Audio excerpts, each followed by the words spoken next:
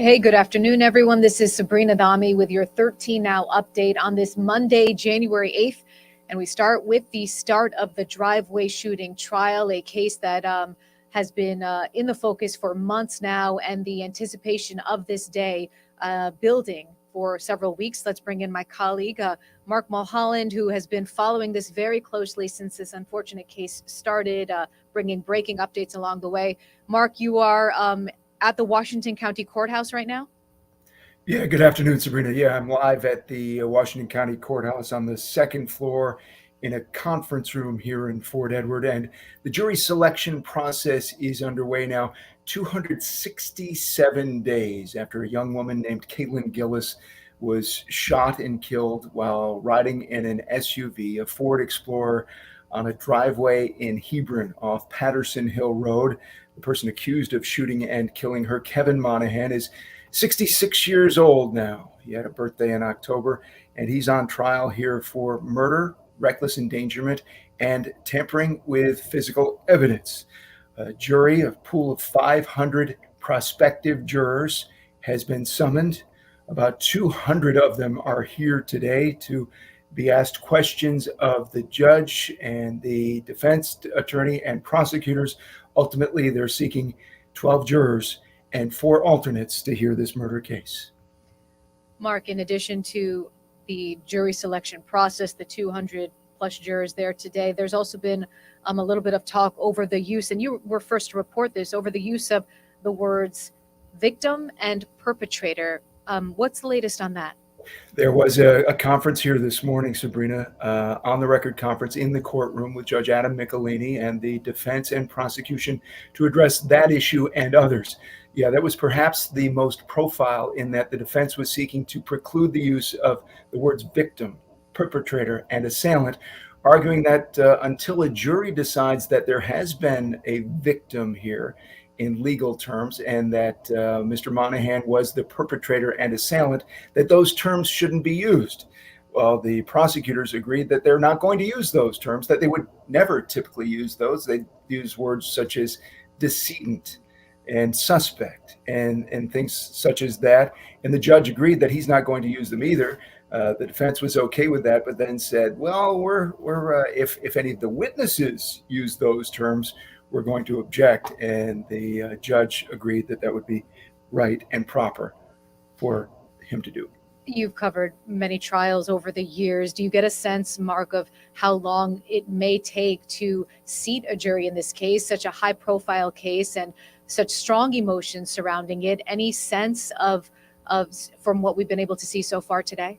Yeah, in fact, I learned something, Sabrina, that here in Washington County, they've been doing it a little differently. I think it may have started with COVID, but typically during jury selection, you could have 100 people or maybe even 200 in a courtroom, prospective jurors in a courtroom, all of them potential jurors. And if they had an issue, if they had a particular issue, a health issue or childcare issue or some such, they would go to the judge, and a judge would have a conference with the attorneys on the sidebar without everyone in the courtroom hearing it. Perhaps there's a privacy concern, and they would figure out whether that person could work through those challenges to be seated on the jury. Here, though, they take groups of jurors who have marked a potential challenge on the juror questionnaire, and they bring them into a jury deliberation room. And about a couple of dozen at a time, they talk to them about some of these potential problems. So it takes a while. My point is, it takes a while at the front end here, where they weed out in groups. But then once they're through those who have been weeded out, they can move more quickly. So it's my expectation that they would have a jury, or they would begin to seat a jury maybe Wednesday morning. You might have one by Wednesday afternoon, but we're not going to see a jury seated today. It's likely we're not going to see a jury seated tomorrow. Possibly Wednesday at the earliest would be my best guess. So a more in-depth process, for good reason. You said maybe because of COVID, but in this case, it's probably working for the right reasons, in the sense that this case has been talked about so much over the past several months. Yeah, and that is one of the questions. That's a standard jury questionnaire question. How much do you know about this case? How much have you seen in the news media? Can you be fair and objective? Have you formed an opinion? Those sorts of questions. And those people who have said they can't be fair and objective for one reason or another, those are the people being talked to today. Lastly, Mark, just any sense of how Kaylin Gillis's family is doing? Have you been able to see them at all? I know the Justice for Kaylin Facebook page has thousands of followers now, and there have been posts all day today with people sending just messages to the family as this chapter begins. I have not had communication with them today, though I have had communication with them recently. As you may know, Sabrina, they moved to Florida, which interestingly was a place that Kaylin wanted to move to and perhaps pursue a degree in Florida. So they're there living in Florida, but they were expecting to come here for the trial to witness this for themselves. All right, Mark Mulholland joining us live from the Washington County Courthouse in Fort Edward as this slow jury selection process begins in the much anticipated driveway shooting trial. Mark, thank you so much. We'll get the latest from you starting live at 4. Thanks, Sabrina. We'll see you live at 4. Let's bring in my colleague now, Chief Meteorologist Paul Cayano. As Paul, we have just started cleaning up from the snow yesterday that seemed to go on all day yesterday. It was waiting for it to stop. And now you already have another storm that you're keeping your eyes on for tomorrow.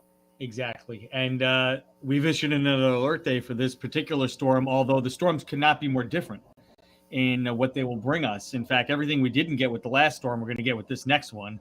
It's a multiple hazard storm. In fact, you can see here that we've issued the alert day from Tuesday afternoon going into Tuesday night and into at least the early part of the day on Wednesday. This one's going to have a quick burst of snow at the onset, perhaps as early as 2 or 3 o'clock tomorrow afternoon. So it could be a problem for the commute, even for the ride home from school. But I think quickly this is going to change to rain and become heavy at times. So the rain will be the predominant precipitation type out of this one. We could get a lot of rain, and that could increase the flood potential with the snowpack melting and mild rain. We'll have to watch the levels of the streams, creeks, and rivers across the area.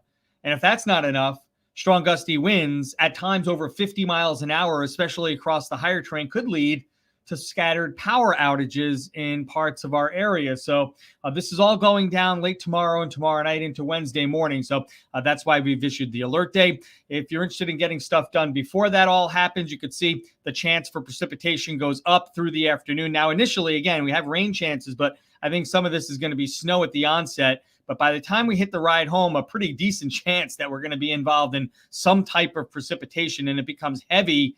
The rain does after dark tomorrow night. So overnight tomorrow night, the temperatures go up, and you can see rainfall amounts in excess of an inch across a large part of the area. Some places as much as 2.5 or 3 inches of rain. So you get that, you get the snowpack melting off. All that goes into the basins at the same time. And that's why we have a flood watch for the southern half of our area. The North Country, a little bit less rain, but also less time for the snowpack to melt because temperatures will be below freezing for longer. And then finally, the wind element. You could see we picked Pittsfield here because I think the higher terrain, especially in western New England, will have the highest wind gusts. And in this case, late tomorrow and tomorrow night, we could be looking at wind gusts over 50 miles an hour. So that certainly is powerful enough to knock out some power. So while that will not only be limited to the higher terrain, certainly they should see the worst of it over the elevations above 1,000 feet, Sabrina. So we are looking at the multiple hazard storm alert day in effect. So just as you put it, we're cleaning up from